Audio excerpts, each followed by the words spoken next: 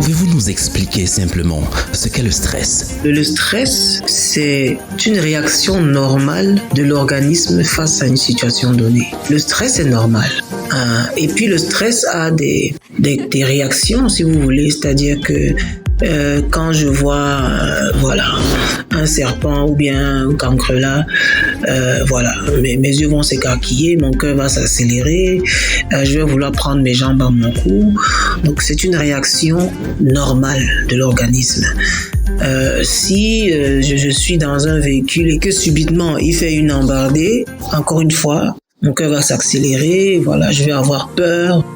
Donc, c'est vraiment une réaction normale. Mais à ce moment-là, on peut se demander qu'est-ce qui cloche quand le stress devient chronique. C'est à ce moment-là qu'il y a un problème. Alors, on entend souvent parler de bon et de mauvais stress. Pouvez-vous nous éclairer sur cette distinction et en fait, comment chacun peut affecter notre bien-être?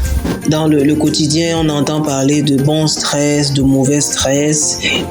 C'est une bonne compréhension finalement parce que ceux qui disent bon stress, ça veut dire qu'ils savent que le stress, c'est une réaction normale, donc c'est quelque chose de nécessaire parce que si vous ne stressez pas, vous n'avez pas l'action qui va suivre après de prendre ses jambes à son cou quand on voit, un véhicule foncer droit sur nous, ou bien quand on voit un bandit, ne va pas forcément suivre.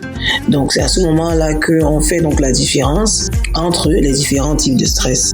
Et donc on distingue 4 types de stress. Le stress aigu, qui est une sorte d'alarme ponctuelle, c'est-à-dire que c'est la forme la plus commune de stress. Elle résulte vraiment d'un défi ou bien d'une pression spécifique qu'on peut avoir face à une situation donnée. Et puis ça peut être une situation qu'on vit dans le quotidien, peut-être un rapport qu'on doit rendre rapidement, un désaccord avec un ami ou bien une frayeur au volant, comme je disais tout à l'heure. Donc c'est généralement un stress de courte durée, mais avec une certaine intensité et évidemment la gestion doit être conséquente. Donc ce genre de stress peut par exemple, n'est-ce pas, augmenter la pression artérielle, accélérer le rythme cardiaque, on peut avoir des sensations comme ça de nervosité ou bien d'excitation. Et puis donc on a envie de prendre ses jambes à son cou d'une manière ou d'une autre. Donc maintenant il y a le stress aigu épisodique parce que ça également c'est intéressant. C'est un peu comme quand l'alarme sonne trop souvent. Donc c'est un peu comme si on vous titille trop souvent.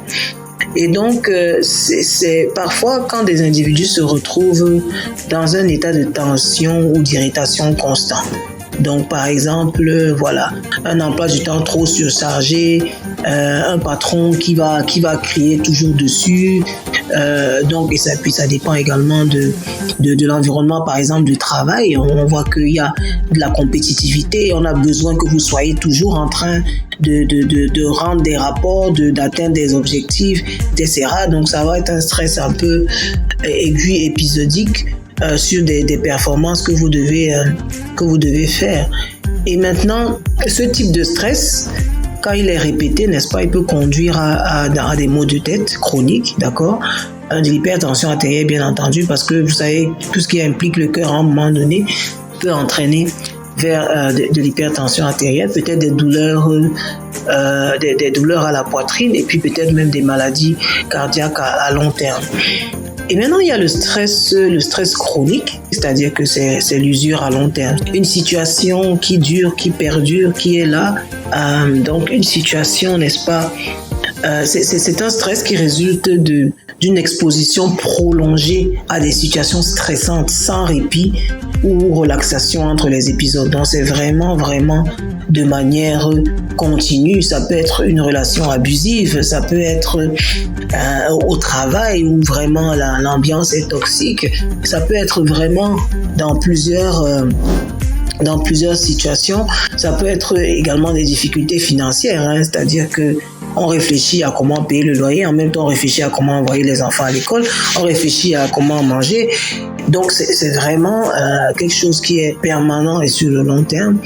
Et puis l'impact, évidemment, ça peut être également des effets néfastes qui peuvent entraîner des troubles comme la dépression, l'anxiété, des maladies du cœur et des vaisseaux, des problèmes de sommeil ou bien même la baisse du système immunitaire. Donc, ça, ce sont les stress, si on peut dire ça comme ça, des stress négatifs, si vous voulez, entre guillemets, mais il y a également le stress positif ou le stress.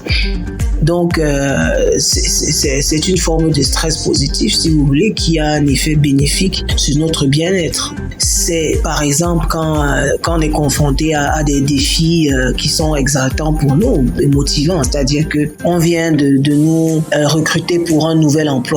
Voilà, c'est exaltant, c'est excitant, on a envie d'y aller, on a envie de se dépasser, donc on bosse. Donc ça, c'est quelque chose de positif parce que voilà, ça nous donne l'adrénaline, ça nous donne la capacité de travailler, de continuer à mettre le paquet, n'est-ce pas, pour réaliser voilà, un événement important ou bien une tâche importante qu'on a.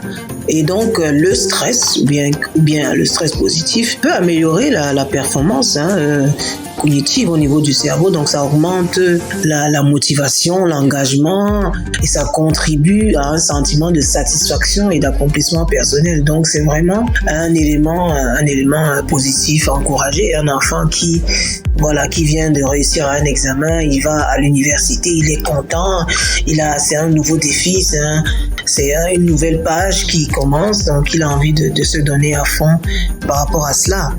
Donc vous l'aurez compris, le stress est partout. Il ne faut pas avoir peur de prononcer ce mot comme s'il était un mot tabou, ou bien comme s'il était péjoratif. Il ne faut pas penser que quelqu'un qui est stressé, c'est quelqu'un qui est faible, c'est faux. Le stress, comme on a dit tout à l'heure, c'est d'abord une réaction normale de l'organisme face à une situation donnée. Et maintenant, quand le stress devient intense, si vous voulez, c'est-à-dire que quand on passe de le stress au stress aigu épisodique ou bien au stress chronique, à ce moment-là, il faut savoir gérer le stress. Au quotidien, le stress semble presque inévitable. Il peut être soit un moteur, mais aussi un frein. Comment peut-on apprendre à mieux l'identifier pour le gérer avant qu'il n'ait des répercussions graves sur notre santé? C'est important de pouvoir peut-être identifier des éléments qui vont nous permettre de savoir que voilà, c'est une situation qui me perturbe déjà. Quand on a des pensées qui sont orientées vers un seul élément, vers une seule situation, quand on en perd le sommeil, quand on a déjà, rien que d'y penser, on a mal à la tête ou bien on a mal au ventre, on a la boule au ventre, ça ce sont des signaux qui doivent nous mettre la puce à l'oreille et se dire, ah tiens, cette situation, elle devient intéressante, elle prend de l'ampleur, elle prend de la place dans ma vie, donc il faudrait voir dans quelle mesure la résoudre.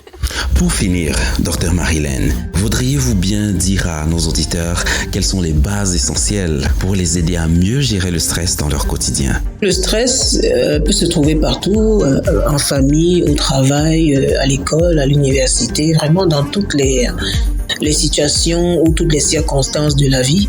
Et il y a également notre réaction face aux situations, aux circonstances, notre réaction face au stress finalement, qui est importante. Et c'est important de savoir relativiser les choses et de se dire que l'adversité fait partie de la vie. Quand on observe la nature, on se rend compte qu'il y a une succession entre le jour et la nuit. Une succession entre le jour et la nuit.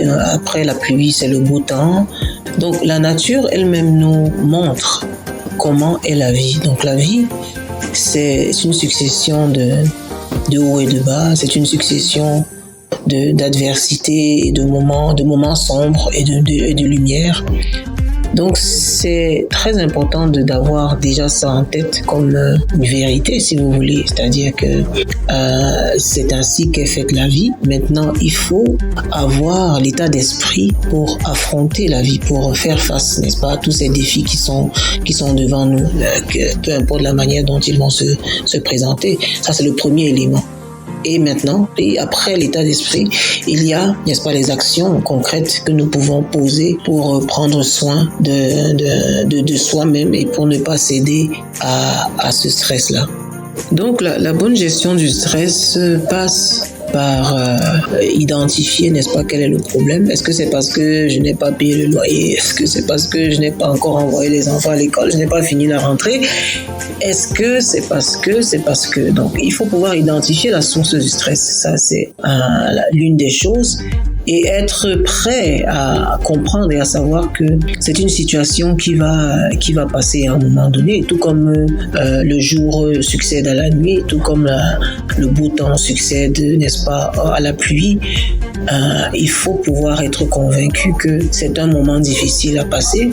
Et maintenant, comment faire comment être bien et pouvoir gérer ce stress finalement. Ça commence d'abord par prendre soin de soi. Et prendre soin de soi, c'est une alimentation saine et équilibrée. Ça commence par là, c'est la base. Donc, s'alimenter, ce qui va être différent de manger. Donc, éviter tout ce qui est, street food. Éviter tout ce qui va vraiment nous empêcher d'être bien dans notre peau, dans notre corps. L'activité physique incontournable, parce que l'activité physique est très très très très bonne pour lutter contre le stress. Elle nous permet en même temps d'être en bonne santé, d'être en meilleure forme et de pouvoir, n'est-ce pas, se libérer l'esprit et d'avoir une meilleure compréhension et une meilleure perception de la situation que nous vivons. C'est également important de pouvoir améliorer l'organisation de sa vie. Donc en termes d'organisation, c'est une meilleure gestion du temps. La gestion du temps passé en famille, du temps passé au travail, du temps passé peut-être à l'école. Vraiment, une meilleure gestion du temps, une meilleure gestion du travail et du repos.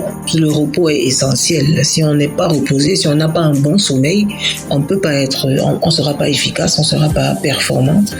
Donc, ce sont vraiment des bases qui nous permettent d'être bien et de mieux gérer le stress.